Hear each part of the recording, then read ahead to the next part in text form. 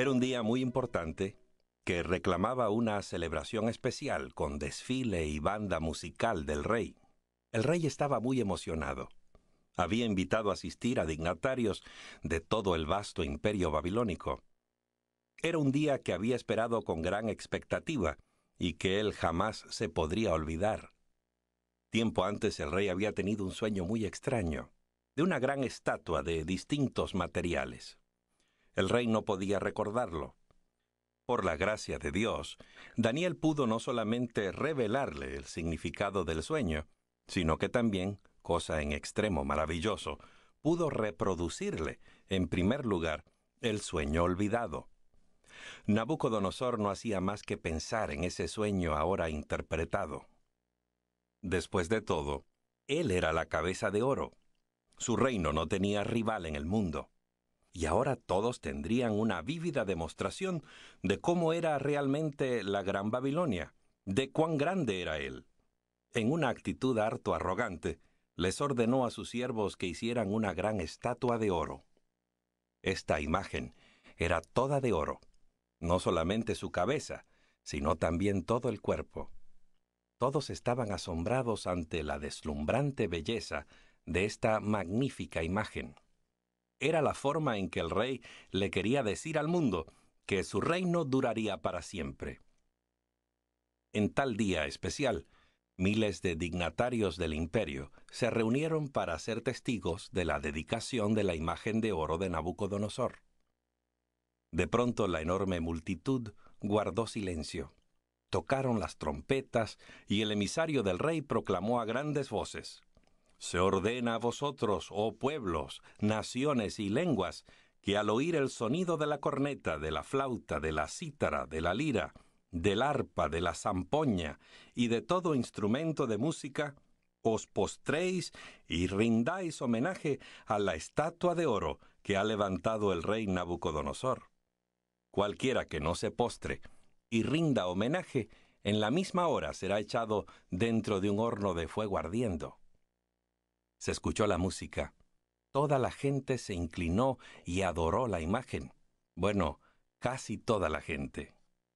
Entre esa vasta multitud arrodillada, se erigió la figura de Sadrach, Mesach y Abednego, 3 hebreos valientes que se negaron a desobedecer a Dios, inclinándose y adorando a un ídolo. Muy pronto lo supo el rey. Furioso porque hubiese alguien que se atrevía a desafiar su ordenanza real, Nabucodonosor ordenó que los ofensores fueran traídos delante de él. Al ver a los 3 hebreos, el rey los reconoció al instante. Eran jóvenes extraordinarios, de una gran inteligencia y mucho talento. Él mismo les había asignado distintas responsabilidades, las cuales habían desempeñado fiel y eficientemente. Deseando ser generoso con ellos, les dio una segunda oportunidad. Llamándolos por nombre, les dijo: «Ahora pues, ¿estáis listos para que al oír el sonido de todo instrumento de música, os postréis y rindáis homenaje a la estatua que he hecho? Porque si no le rendís homenaje, en la misma hora seréis echados en medio de un horno de fuego ardiendo». Una vez hecha la tremenda advertencia, el rey tenía que sostenerla, si es que no había de perder autoridad ante toda la gente. Sadrach, Mesach y Abednego podían ver las llamas que ascendían del enorme horno. No había duda con respecto a la firmeza de la decisión del rey. ¿Qué debían hacer? ¿Qué habría hecho usted? ¿Desobedecerían un mandamiento directo de Dios? ¿O hubiera sido tan fácil razonar que después de todo no era tan malo inclinarse por una vez ante un ídolo en esas circunstancias? Ante todo, la vida de ellos estaba en grave peligro. ¿No era acaso importante mostrarle respeto al rey? Evidentemente nunca pasaron por su mente tales pensamientos, porque se les había enseñado desde pequeños los mandamientos de Dios, y uno de los cuales prohibía cumplir la orden real. No te harás imagen, ni ninguna semejanza, no te inclinarás ante ellas, ni les rendirás culto. Éxodo 20, versos 4 y 5. Serena y sin ninguna vacilación fue su respuesta. Oh Nabucodonosor, no necesitamos nosotros responderte sobre esto. Si es así, nuestro Dios, a quien rendimos culto, puede librarnos del horno de fuego ardiendo, y de tu mano, oh Rey, nos librará. Y si no, que sea de tu conocimiento, Rey, que no hemos de rendir culto a tu Dios, ni tampoco hemos de dar homenaje a la estatua que has levantado. El resto de la historia es sumamente emocionante. El rey se puso furioso y ordenó que se calentara el horno de fuego 7 veces más que lo usual. Entonces el rey ordenó que Sadrach, Mesach y Abednego fueran atados y arrojados al horno de fuego. Este era tan intenso que los soldados que los arrojaron en el horno cayeron muertos al instante. De pronto el rey corrió hacia la entrada del horno ardiente, diciendo a gritos a sus consejeros que había visto 4 hombres moviéndose entre las llamas y que uno de ellos se veía como el Hijo de Dios. El hecho fue que nuestro Señor entró en el horno ardiente. Él estuvo con los 3 hebreos entre las llamas. Mostró una vez más que Él es un poderoso Salvador en todos los aspectos de la vida. Nabucodonosor ordenó a los hebreos que salieran del horno, y para asombro de todos, el trío no tenía siquiera un solo cabello quemado y ni olor de humo en sus ropas. El gran ídolo de oro fue de hecho olvidado. La gran noticia del día, y por muchos años después, fue la asombrosa experiencia de esos 3 jóvenes. Su Dios los había librado de las llamas. Qué tremendo testimonio del amor y el cuidado de Dios por sus fieles seguidores. Es posible que algún día en el futuro enfrentemos a alguien que decida por nosotros cómo debemos adorar. Es posible que, como esos hebreos, tengamos que enfrentar la pena de muerte por esa misma causa de qué y cómo debemos o no adorar. Bien, dirá usted, qué bueno que no hay quien nos diga hoy cómo debemos adorar. Eso sería terrible. Imagine tener que enfrentar la muerte por no adorar en la forma que alguien nos ordena hacer. ¿Sabe usted que de acuerdo con la profecía bíblica, una gran crisis de la historia se avecina? ¿Y sabe usted que el asunto central en esta crisis final girará también en torno de la adoración? Como los 3 hebreos, toda persona que viva en las últimas horas de esta tierra habrá de enfrentarse a una decisión similar, una decisión que sellará para siempre su destino. Nabucodonosor, el poderoso rey babilónico, colocó una imagen falsa ante la cual debían inclinarse todos. El punto esencial era la adoración. El segundo mandamiento, que prohíbe la adoración de ídolos, fue la prueba de lealtad entre la adoración al verdadero Dios y de falsos dioses. El horno fue calentado 7 veces más de lo normal. Un tiempo de angustia y problemas más grande que cualquier otro en la historia. El castigo por la desobediencia a esta unión iglesia-estado era la muerte. Una vez más, en los días finales del mundo, un poderoso gobernante mundial unirá a la iglesia y el estado. Todo el asunto girará nuevamente en torno a la adoración. Los mandamientos de Dios serán la prueba de lealtad durante el tiempo de angustia final en esta tierra, cuando se proclamará nuevamente un decreto, esta vez de muerte. La advertencia más solemne dada jamás a los habitantes de esta tierra está registrada en el libro de Apocalipsis. Evidentemente Dios considera que este mensaje es de enorme importancia porque dice, si alguno tiene oído, oiga. Debemos prestar oído a este urgente mensaje. Si alguno adora a la bestia y a su imagen, y recibe su marca en la frente o en la mano, él también beberá del vino del furor de Dios, que ha sido vertido puro en la copa de su ira, y será atormentado con fuego y azufre delante de los santos ángeles y delante del Cordero. Cada persona debe estudiar cuidadosamente esta profecía y asegurarse de no tener relación alguna con la bestia y su marca. De acuerdo con la profecía bíblica, en el tiempo del fin los habitantes de esta tierra estarán divididos en dos grupos distintivos: los que son leales a Dios y obedecen sus mandamientos, y los que adoran a la bestia y reciben su marca. Se ejercerá suma presión sobre quienes se rehúsen a adorar a la bestia o recibir su marca. Será una crisis tan seria como la que arrostraron los 3 hebreos al enfrentarse con Nabucodonosor. Y ella hace que a todos, a pequeños y a grandes, a ricos y a pobres, a libres y a esclavos, se les ponga una marca en la mano derecha o en la frente, y que nadie pueda comprar ni vender, sino el que tenga la marca, es decir, el nombre de la bestia o el número de su nombre. Apocalipsis 13, versos 16 y 17. En su hora se pondrá en vigor un decreto que condenará a muerte a aquellos que se rehúsen a adorar a la bestia y a su imagen. Acerca de la segunda bestia, del capítulo 13 de Apocalipsis, la Biblia dice: «También le fue permitido dar aliento a la imagen de la bestia, para que la imagen de la bestia hablase e hiciera que fueran muertos todos los que no adoraran a la imagen de la bestia». Apocalipsis 13, 15.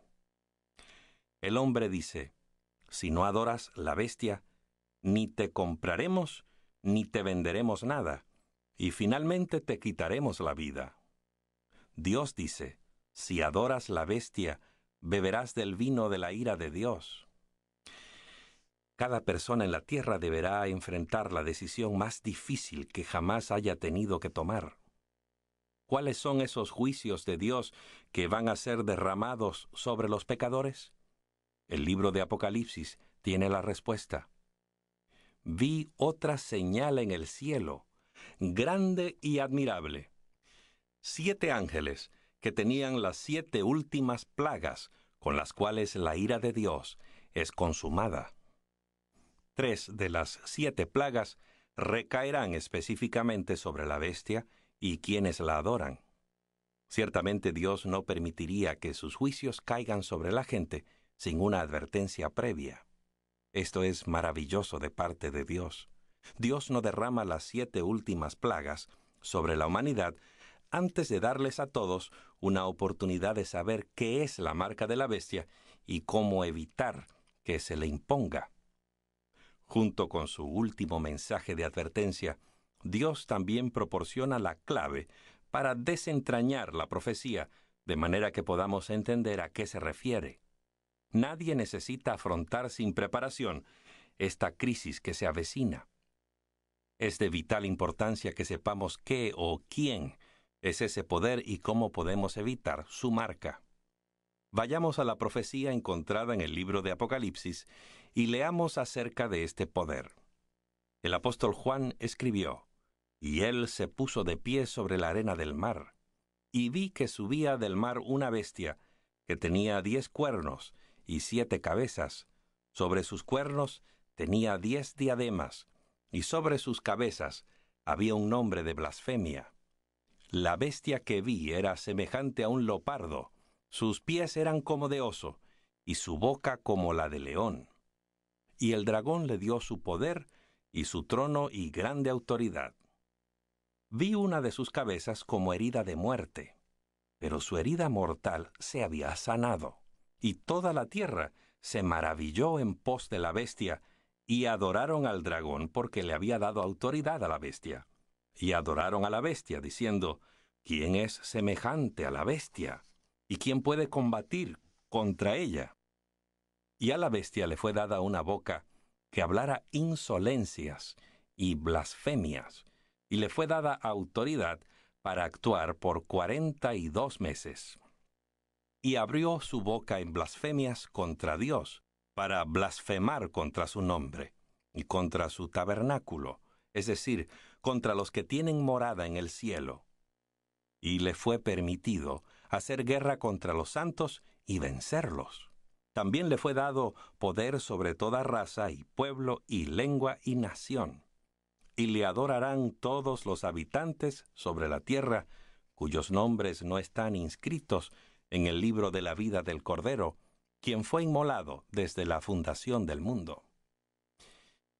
Necesitamos estudiar esta profecía punto por punto. Dios usa aquí símbolos proféticos para dar su advertencia al mundo. ¿Y qué simboliza una bestia? Daniel 7 nos enseñó que las bestias representan reinos o poderes gobernantes. En Apocalipsis encontramos ilustrado algo verdaderamente espectacular. Una bestia compuesta de todas las 4 grandes bestias de Daniel.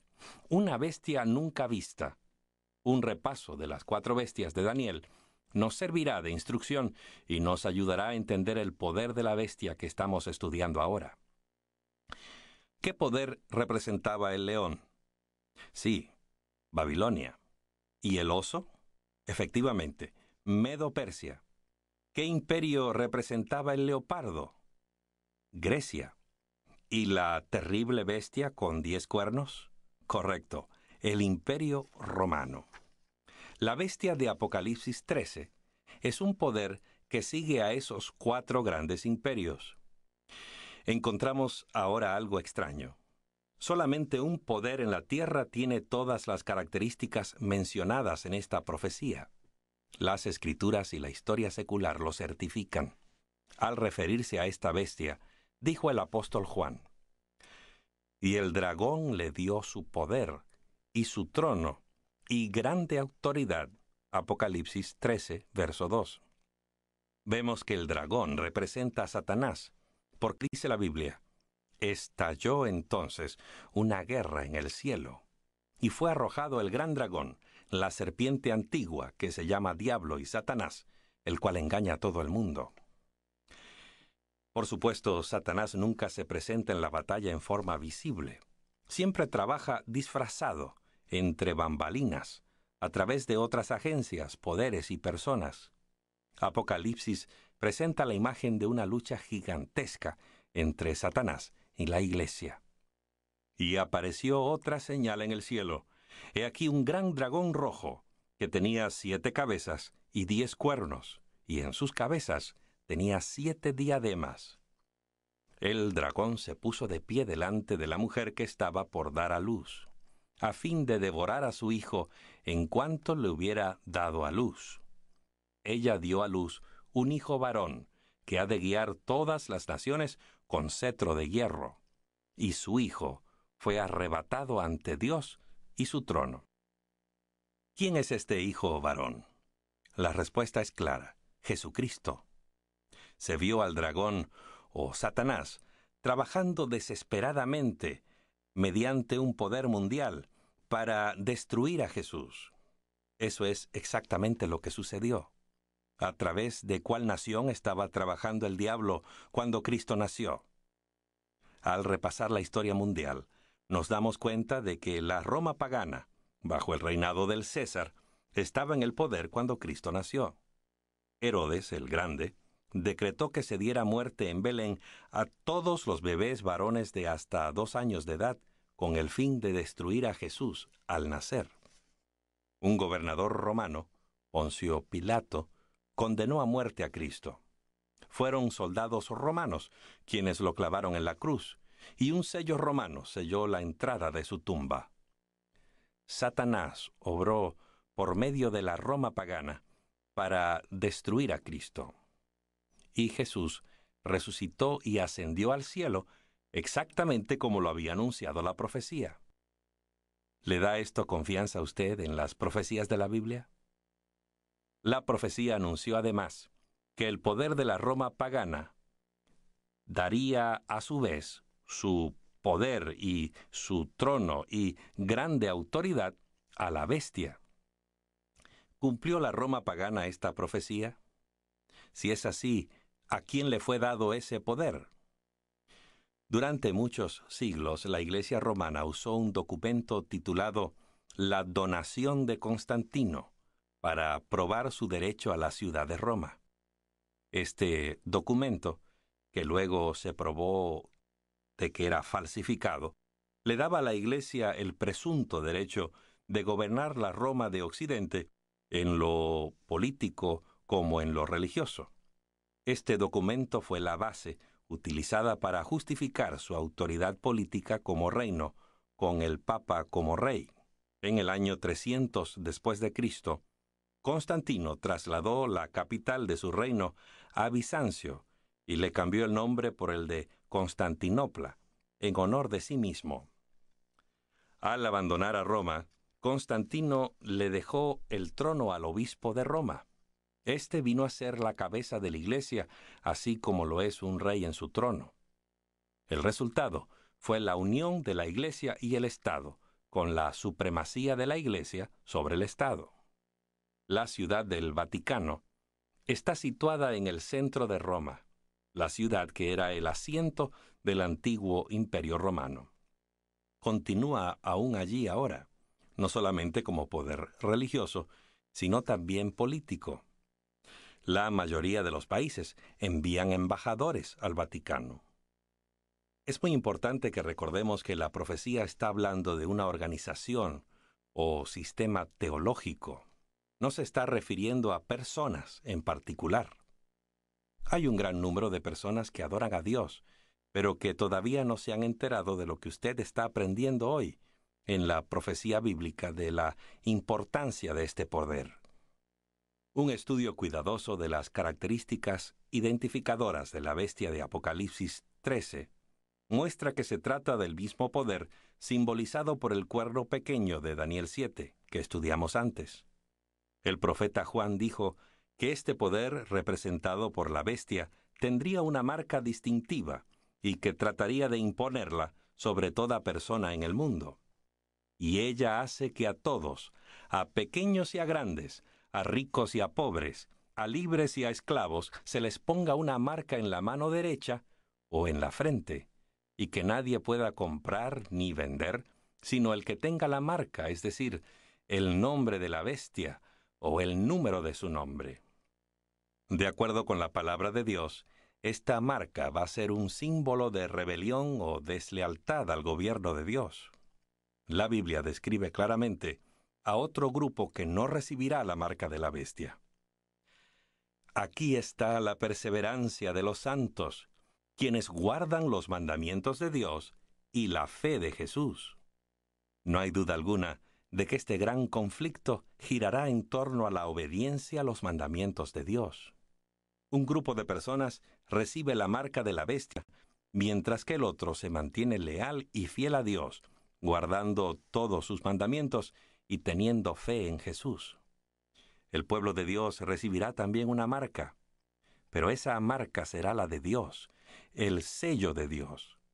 Este sello será colocado en la frente de sus seguidores. Y vi que otro ángel, subiendo del oriente, tenía el sello del Dios vivo, y llamó a gran voz a los 4 ángeles, a quienes les fue dado hacer daño a la tierra y al mar, diciendo: No hagáis daño a la tierra ni al mar, ni a los árboles, hasta que marquemos con un sello la frente de los siervos de nuestro Dios. Todos deseamos tener ese sello, ¿verdad? Nada es más importante que eso. El conflicto final de la historia del mundo gira en torno al sello de Dios y la marca de la bestia, entre el sello de Dios y un sello falsificado. Cuando descubrimos el sello o marca de Dios, es más fácil descubrir la marca o sello falsificado que el poder de la bestia impondrá. Dios nos dice cuál es su sello. En Ezequiel, capítulo 20, verso 12. También les di mis sábados, para que fueran una señal entre yo y ellos. En Éxodo 31, verso 13, Dios dice nuevamente: Tú hablarás a los hijos de Israel y les dirás: Ciertamente guardaréis mis sábados, porque esto es una señal entre yo y vosotros a través de vuestras generaciones, para que sepáis que yo soy Jehová, el que os santifico. Dios dijo que el sábado es su señal o marca de autoridad. Ahora bien, ¿Cuál dice este poder representado por la bestia que es la marca de su autoridad? La cita siguiente se ha tomado del Catecismo Católico. Pregunta: ¿cómo se puede probar que la Iglesia tiene el poder para ordenar la celebración de fiestas y días santos? Respuesta: por el mismo acto de cambiar la observancia del sábado al domingo, lo cual lo permiten los protestantes y por lo cual se contradicen profundamente a sí mismos al guardar estrictamente el domingo y quebrantar otras fiestas ordenadas por la misma Iglesia. Pregunta: ¿tienen ustedes otra forma de probar que la Iglesia tiene poder para instituir la observancia de las fiestas? Respuesta: si no tuviera ese poder, no podría haber sustituido la observancia del sábado, séptimo día de la semana, por el domingo, primer día de la semana, un cambio no autorizado por las Escrituras. El domingo es la marca de la autoridad religiosa de la Iglesia romana, de acuerdo a su propio testimonio. La Iglesia admite que cambió el día de adoración del sábado al domingo, y dice además que este acto es la marca de su poder y autoridad eclesiásticos. La Iglesia romana desafía a los protestantes a mostrarle la razón por la que ellos han profanado el día de Dios y se han alejado del sábado bíblico para observar un día que ha sido instituido por la costumbre, la tradición de la Iglesia romana. Daniel predijo que ese poder intentará cambiar las festividades y la ley. Predijo también que este poder echaría por tierra la verdad. Hizo cuanto quiso y fue prosperado. El apóstol Juan predijo que Satanás trataría de forzar a todos a recibir la marca de la bestia. Y ella hace que a todos, a pequeños y a grandes, a ricos y pobres, a libres y a esclavos, se les ponga una marca en la mano derecha o en la frente, y que nadie pueda comprar ni vender, sino el que tenga la marca, es decir, el nombre de la bestia o el número de su nombre. Para que este poder pueda cumplir esta profecía, tratará de usar el poder del gobierno civil como medio de imponer su marca de autoridad sobre cada persona en el tiempo del fin. Veamos cómo Dios señala claramente este poder. Aquí hay sabiduría. El que tiene entendimiento, calcule el nombre de la bestia, porque es número de un hombre, y su número es 666. Seguramente se preguntará usted, ¿qué significa el número de la bestia? Muchas personas se han hecho esa misma pregunta. Dejemos que conteste la propia Iglesia Católica. El latín es su idioma oficial. En la teología católica, el Papa representa a toda la Iglesia.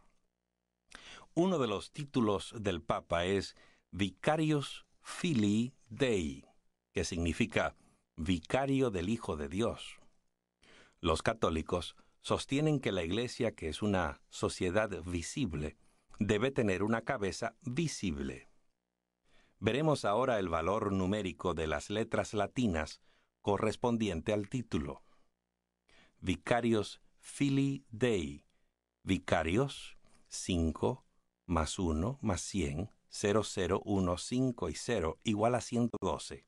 Filii, las letras, corresponden a 0, 1, 50, 1, 1 o igual a 53. Dei equivalen a 500, 0 y 1, lo que suman a 501. El total de todo es 666 o 666. Esta es otra clara marca de identificación que señala a la Iglesia de Roma como el poder representado por la bestia de Apocalipsis 13. ¿A qué conclusión podemos llegar al estudiar las profecías en la palabra de Dios? Podemos ver que llegará el tiempo, y no está muy lejano, cuando se requerirá que toda persona observe el primer día de la semana en directa violación al mandamiento de Dios. Una reciente instrucción titulada Carta Apostólica Dies Domini del Santo Padre Juan Pablo II, a los obispos, clérigos y fieles de la Iglesia sobre la observancia del Santo Día del Señor ha sido enviada a los dirigentes de la Iglesia, exhortándolos a insistir en la observancia del domingo como un día de reposo y adoración. Podría ser que esta bien intencionada carta esté preparando el escenario para establecer leyes que favorezcan la observancia del domingo en vez de la del sábado bíblico. Esa exhortación llega al punto de sugerir que se debería luchar por una ley civil que lo haga una realidad. ¿Le suena familiar? Justamente como lo dice la profecía. La pregunta que mucha gente se hace es, ¿tiene alguien la marca de la bestia ahora? No, ni una sola persona tiene todavía la marca de la bestia. Dios tiene seguidores fieles en cada iglesia. Cuando la marca de la bestia se imponga a través de las leyes civiles, cada persona tendrá que elegir entre su lealtad a Dios, guardando el sábado de acuerdo a los mandamientos de Dios, o su lealtad a la bestia, observando el día impuesto por la autoridad de los hombres. Entonces, y sólo entonces, recibirá la persona la marca de la bestia. Cada persona tendrá que hacerle frente a esta prueba crucial. ¿Obedeceré a Dios u obedeceré a los hombres? No es cuestión solamente del día que guardamos, es más una cuestión de a quién obedecemos. Dijo el apóstol Pablo, ¿no sabéis que cuando os ofrecéis a alguien para obedecerle como esclavos, sois esclavos del que obedecéis, ya sea del pecado para muerte o de la obediencia para justicia? Cada habitante de la tierra deberá muy pronto arrostrar un momento por demás solemne. Nadie podrá comprar ni vender si no tiene la marca de la bestia. Primero viene un boicot y luego el decreto de muerte. Y para los que reciben la marca de la bestia, las 7 postreras plagas. ¿Puede ver usted por qué es tan importante este asunto? ¿Por qué es un asunto de vida o muerte?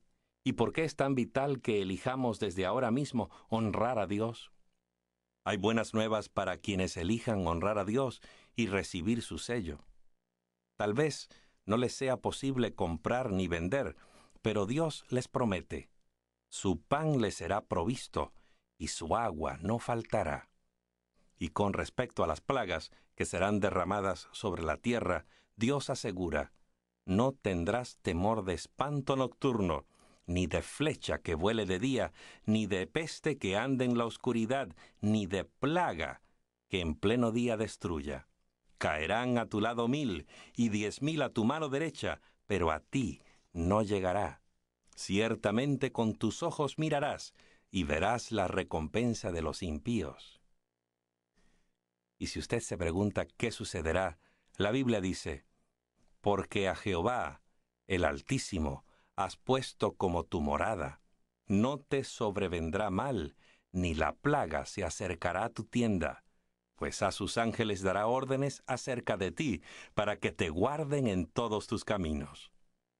Dios le da una maravillosa promesa a los que eligen seguirlo. En aquel tiempo se levantará Miguel, el gran príncipe que está del lado de los hijos de tu pueblo.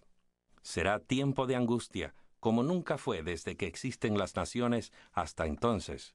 Pero en aquel tiempo tu pueblo será librado, todos aquellos que se encuentren escritos en el libro. Juan vio en visión a aquellos que ganaron la victoria sobre la bestia. Vi algo como un mar de vidrio mezclado con fuego, y a los vencedores sobre la bestia y su imagen y el número de su nombre. Estaban de pie sobre el mar de vidrio, teniendo las arpas de Dios.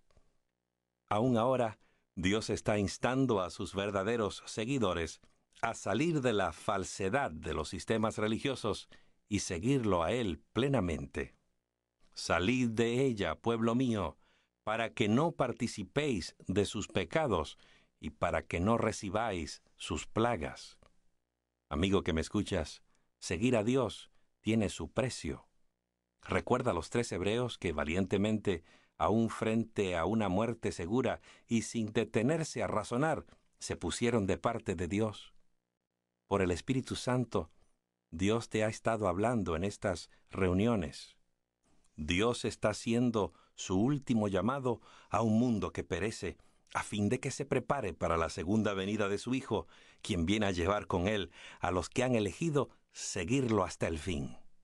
¿No querrás tú, amigo, amiga mía, como los 3 jóvenes hebreos, ponerte hoy de parte de Dios y de su verdad?